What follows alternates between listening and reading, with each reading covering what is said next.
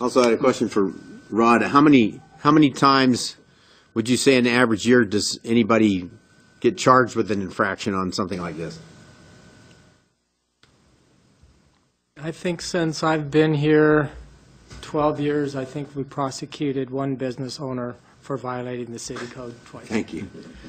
So Walter, it's pretty trivial. Catherine, yeah, I'm going to go to Catherine. I'll go to Walter. Mine had to do with the fact that the people that, from the surveys, you know, the percentages that were given show a high regard for trees, and that the people that move into the neighborhoods kind of understand that they're moving into an area and they're going to continue to have their property look like their neighbors. They're not going to decide to put in like gravel, you know, necessarily. They understand that the tree is part of one of the reasons that they live here. And I think that the two surveys showed that from the participants that answered. Walter? Yeah, I've got a little problem with this, because if you were telling me we had 30% compliance under the current process, I'd say it's not doing what it's trying to do. At 60%, it's relatively successful.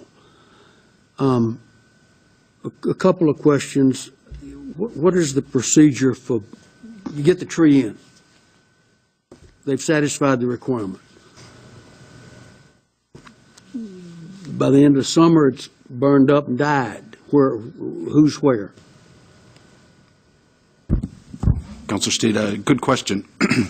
Our current code already has enforcement mechanisms. I can declare any dead tree, public right-of-way tree, public nuisance. That would trigger a courtesy letter from my office. Hey, your tree died. Please replace it.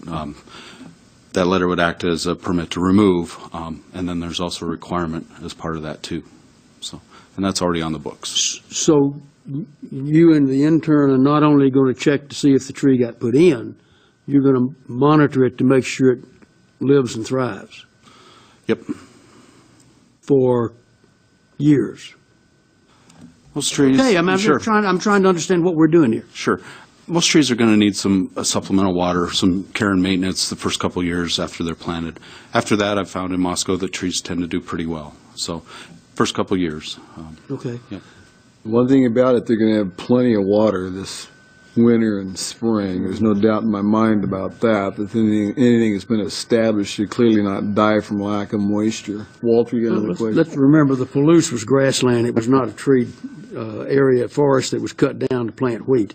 I've got a question about the requirement that they can plant prior to the building permit. Why is that in there? I mean, the likelihood of that tree getting run over is just 100% almost in the construction of a new house, particularly. It should say certificate of occupancy.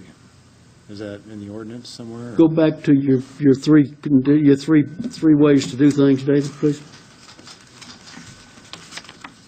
On the first one, It does say street trees shall be required to be installed prior to the issuance of a building permit. Permit. That's what, that was not in that. That was just something in here. It wasn't in the, I didn't see it necessarily in the code, but I did read it.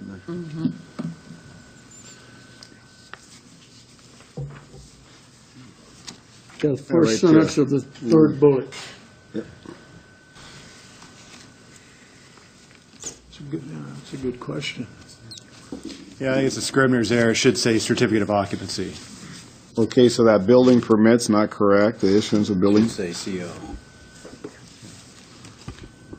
Bill, you got a comment on that? Your Honor, if I may clarify, so the street trees are shown in the city's standard construction drawings for public improvements required, and under the city code, technically, the trees are required to be installed prior to the issuance of building permit. The current program allows for that deposit to be provided, and that essentially satisfies the condition of completing the public improvements. So the city standard drawing that has the street section, the tree lawn, the trees are shown there, and the trees are technically a required public improvement underneath city code currently today. It's just that we've had a program that allows for the developer to provide that deposit, and that satisfied that condition. So technically, that is an option. If a developer wished to, when they built the road, plant the trees, they have satisfied the city code requirement, they've completed the public improvements, and that is really the trigger, is as part of the public improvements that are required to be completed prior to the issuance of the permit. If a developer does not wish to do it before the building permit, then there's an option for the homeowner contractor to sign an agreement stating they'll plant it prior to the CO being issued. And if weather conditions prohibit that, then there's always the financial security to allow for the full certificate of occupancy to be issued. But just like any of the other public improvements, that prior to the issuance of a building permit, whether it's a street or a sidewalk or a curbing, it's part of that process. So if there are public improvements required in front of that property, then they have to provide a financial security for those improvements. So if I may, so like the sidewalks that we now check at the time of certificate of occupancy to make sure that they haven't been broken up by the equipment building the house, or that they have to be put back. If they were broken up, the street trees will be confirmed as well. Correct. So this is written correctly. That is written correctly. John? Well, I hate to drag this out, but I've got this big pine tree in my house, in front of my house, and the last community forester said it's eventually going to go, probably going to tip over. And when it does, who knows what will happen.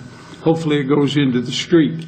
But is it then my responsibility as a homeowner to put another tree in?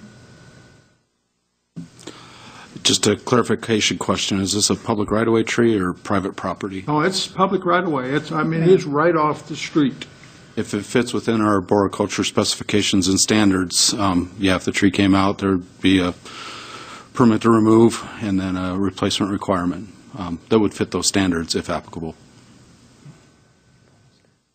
Start saving your money, John. What's that?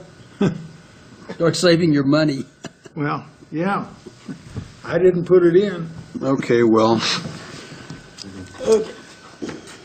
there's two actions that's before us. We got a resolution, and then we got an ordinance, so. Well, I would move to approve the revised street tree planning program resolution, Okay. number 1. Okay, let's second that. Okay, hang on a second. We got a motion by Art and a second by Jim on the approval of the revised street planning program resolution, and Gina had a question. Sorry. Go after, Sorry. right in the middle of the motion, so go ahead. I'm sorry, I didn't mean to jump on your project or progress there. Existing businesses, the building's already built, they go in, do they then become responsible for the tree in the where it needs to be, according to our rules? Does that make sense? Am I making sense? What if somebody in Rodeo Drive moves into that space? Do they have to put a tree in if it's within our rules? Is it a vacant piece of property, or? It would be, yeah. And they move in and they do whatever improvements they're going to do, and it ends up being within our bounds. Do they have to do a tree then as well? So are we going to end up having to go back and, my concern is existing businesses. Point of clarification. Are you saying that some business moves into a vacant building that already exists? Or are you saying they buy a piece of vacant property and construct a building? No, the first one. They move into a vacant building. They'd be a tenant in the building. They would be a tenant in that building, or potentially own part of it. That's beside the point. Are they going to be required then to do landscaping as well? Well, if it it's not wouldn't already qualify there? as no, it wouldn't meet the substantial improvement standard, so no, they wouldn't be required. Okay. How about how about if they build a building? It was a vacant lot, and they put up a building. They would be required to plant the required number of street trees. It's already in the code. It's already there. Yeah. Okay, we got a motion by Art and a second by Jim to approve the revised street tree planning program resolution. I'll start with Walter. An unenthusiastic aye. Aye. Aye. No. No. Okay, well, it moves forward 4-2. Gina and John, the nays, the other 4 A's. Okay. Now we got action number 2. Well, I would make a further motion to approve the ordinance under suspension of the rules requiring 3 complete and separate readings, and that it be read by title and published by summary. Second. Okay. We got a motion by Art and a second by Catherine to approve the ordinance on the suspension of the rules requiring 3 complete and separate readings and to be read by title and published by summary. I'll start with John. No. No. Aye. Aye. Aye. Aye. Okay, so that one will pass 4-2 as well with John and Gina nays. With that, we'll move on. Thank you very much, Thank you. David and Michael. We will move on to item number 7. FY Your Honor, did you read the ordinance Oh, yet? sorry about that. Sorry about that. Got so wrapped up in my thoughts. This ordinance is 2017-01, if I'm correct. The first one this year.